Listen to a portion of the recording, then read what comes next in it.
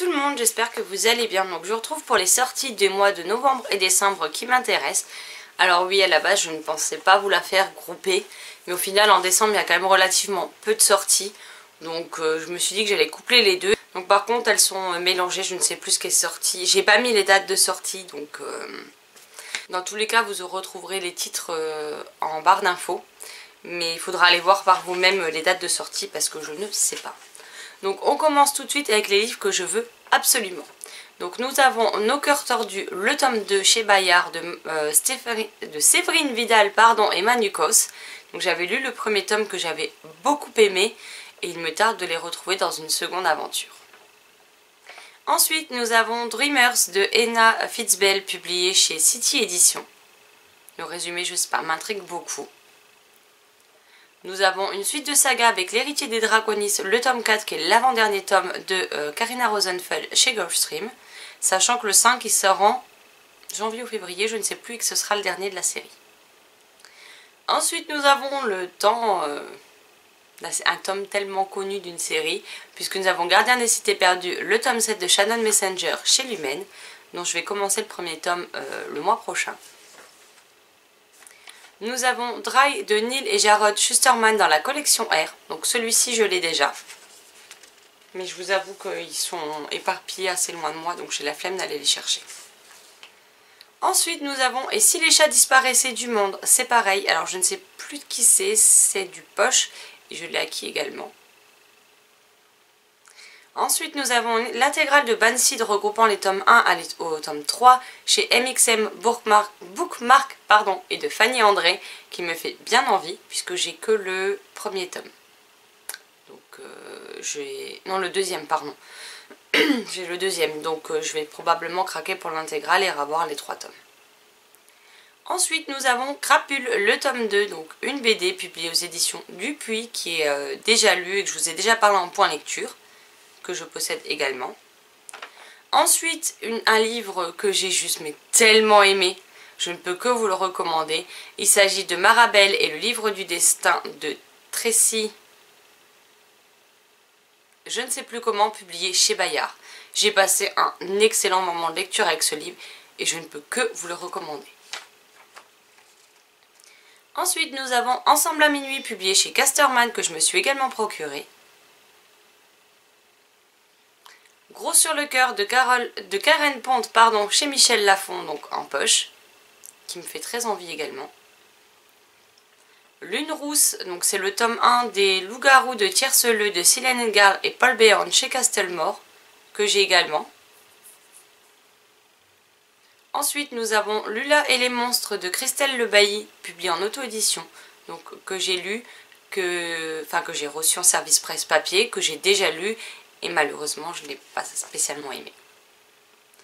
Quand Noël déraille, une nouvelle en auto-édition de Fanny André, dont la moitié de la somme, donc il est à 1,99 € est reversé à des associations humanitaires, je vais y arriver. Lux, le tome 5.5 officiellement, qui je crois n'est sorti qu'en numérique, donc il va falloir que je me le procure, puisque j'ai eu un coup de cœur pour la saga Lux. Il me reste Obsession, donc une nouvelle sur leurs ennemis, et une nouvelle non, un roman dessus. Et Oubli, donc c'est les 3 premiers tomes du point de vue de Démon. Et donc il y a celui-ci qui me fait très envie aussi. Et un livre déjà lu, je ne sais pas si vous avez déjà vu le point lecture ou s'il ne va pas tarder, mais Zombies Arby, le tome 2 de Carole Trébor et Marie Pavlenko chez Flammarion Jeunesse. Ensuite on passe à la catégorie des livres qui me font envie à condition que j'aime les tomes précédents, parce que sinon ça ne sert pas à grand chose. Donc on a Illuminae, le tome 3 de Anne Kaufman et J. Christophe publié chez Casterman, dont j'ai le premier tome à lire. Super Zor, le tome 3 de J.J. Garridge, quelque chose comme ça, publié à la collection R, dont j'ai également le premier tome en attente d'être lu. Les âmes rouges des sœurs Cross, publié chez PKJ, donc le tome 2. J'ai toujours le 1 à lire d'ailleurs. Noël à la petite boulangerie de Jenny Colgan chez Pocket. Donc là c'est pareil, il y a la petite boulangerie du bout du monde et après il y en a plusieurs avant celui-ci. Donc à voir si j'aime déjà le premier, si oui je m'achèterai le Noël à la petite boulangerie l'année prochaine pour cette période de l'année. Ensuite nous avons Animas le tome 2. Alors je ne sais plus de quel auteur, je crois que c'est chez Pikaji. Donc j'ai le premier tome, donc à voir si j'aime. Broadway Limited, le tome 2 de... c'est Malika Ferjuk.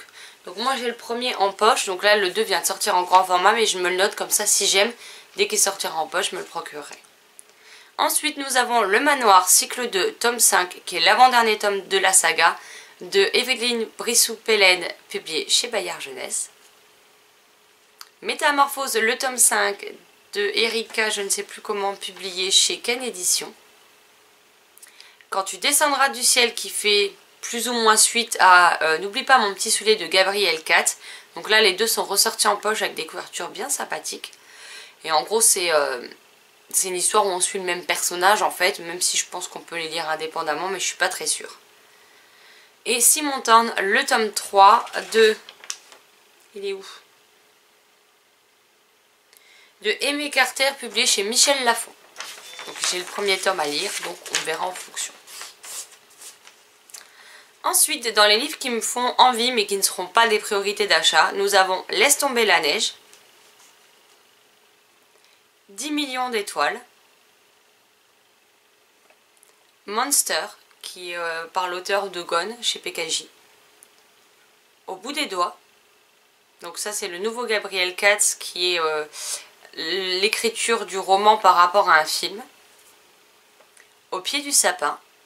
Oui, vous allez voir qu'il y a pas mal de couvertures type romance de Noël. Alors après, est-ce qu'elles se passent vraiment toutes à Noël? J'ai un doute, mais bon.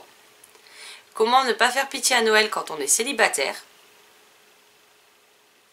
Un album jeunesse avec Le Renard et le Lutin. Mais également un autre album jeunesse avec Un dragon pour Noël.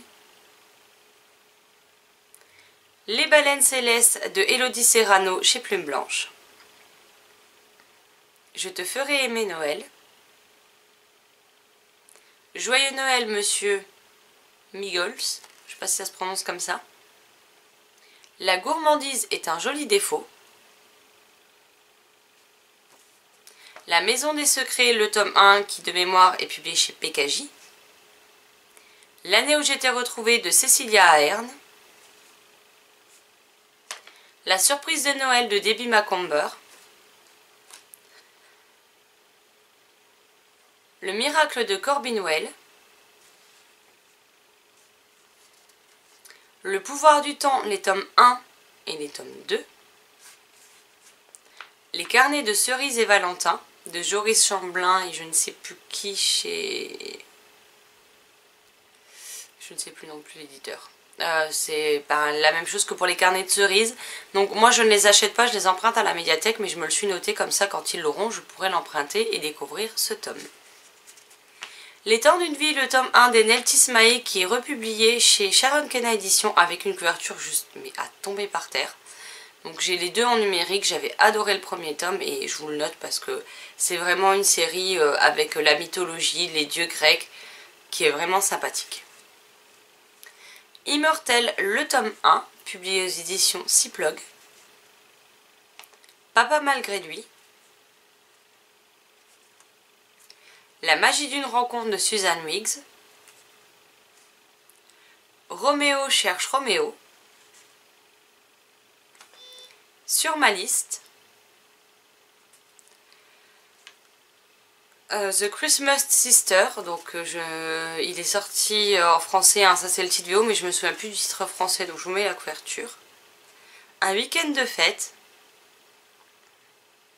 Le Château des Brumes de Kerstin Gier, publié chez Milan. Georges et la clé secrète de l'univers, publié, c'est chez PKJ, je crois qu'ils l'ont ressorti au format intégral avec les deux tomes, donc il y a quelque chose comme 24 €.